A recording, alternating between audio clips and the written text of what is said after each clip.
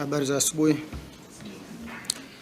Karibuni sana Baraza la Mitihani la Tanzania. Leo tuna taarifa muhimu kwa ajili ya kuifikisha kwa jamii ya Watanzania, na taarifa hiyo inahusu matokeo ya upimaji wa kitaifa wa darasa la 4 ambao ulifanyika tarehe 22 na tarehe 23 Oktoba mwaka 2025, lakini na upimaji wa kitaifa wa kidato cha pili ambao ulifanyika tarehe 10 mpaka tarehe 19 Novemba mwaka 2025.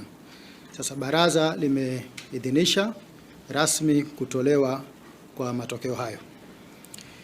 Kuhusu usajili na mahudhurio, jumla ya wanafunzi 1,583,686 walisajiliwa kufanya upimaji wa kitaifa darasa la 4, wakiwemo wasichana 818,673 sawa na asilimia 52, na wavulana 765,013 sawa na asilimia 48.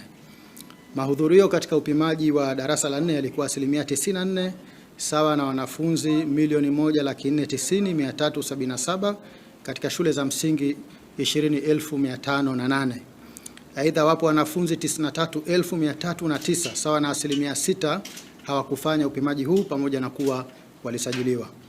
Kwa upimaji wa kitaifa wa kidato cha pili, wanafunzi 889,264 walisajiliwa, wakiwemo wasichana 492,856 sawa na asilimia 55, na wavulana 396,408 sawa na asilimia 45. Mahudhurio katika upimaji wa kidato cha pili alikuwa asilimia 91.3 sawa na wanafunzi 811,575 katika shule za sekondari 6,223. Aidha, wapo wanafunzi 77,000